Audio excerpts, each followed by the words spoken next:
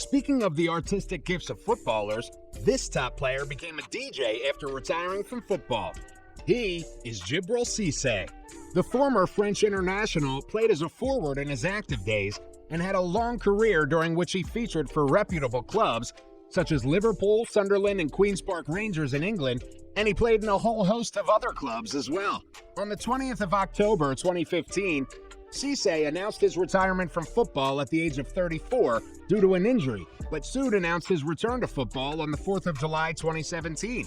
Despite a blossoming career cut short by injury, Cisse did manage to amass a personal net worth of $35 million before his forced retirement. What's very evident is that Cisse didn't become a DJ in hopes of any monetary reward.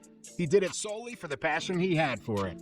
In an interview he granted shortly after he announced his retirement in 2015, Cisse quite enthusiastically said, "I would have liked to continue playing, but I must admit today that football is over. With the same passion, I will devote myself wholeheartedly to my career as a DJ, producer, and consultant, as well as developing my clothing brand." Like Cisse, like Mendieta. Perhaps we can say this for both former football stars. Apparently, it isn't only Djibril Cisse who turned to music and chose to become a DJ after his playing days. Mendieta, the former Spain international, is also towing that line, playing as a midfielder for Spain and Valencia before drawing the curtain on his illustrious career at Middlesbrough. Mendieta has turned to DJing after he relieved himself from the pressures of professional football. After earning well over $10 million as an athlete, Mendieta now DJs full-time and has himself admitted that he's popularly been mistaken with the floppy-head DJ David Guetta. He has gone on to make a name for himself as a DJ and played at the Benicassim Festival a few summers ago. Now, enough with the musicians and DJs. Here's one footballer who became extremely wealthy after his playing days by becoming a full-time poker player. The former Danish professional footballer played majorly as a midfielder during his active playing days and playing across different leagues in countries like Denmark, Germany, England, Spain, and Scotland. The Danish Destroyer, as he is most famously called, is most renowned for forming the single deadliest partnership ever seen in Premier League history when he paired with Lee Carsley at the heart of Everton's midfield in the 2000s.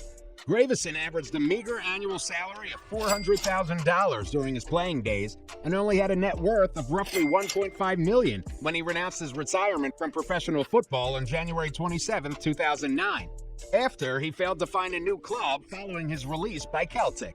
He turned to playing poker upon retirement and invested serious money in a number of businesses from which he has gone on to accumulate a personal net worth of a cool £100 million.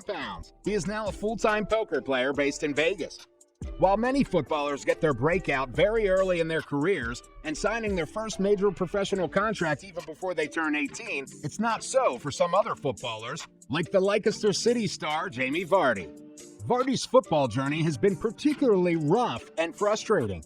Lots of football enthusiasts have often wondered just how this incredible player was able to withstand all of the rejections and downfalls he experienced as an upcoming youngster to now becoming one of the greatest strikers the Premier League has ever seen.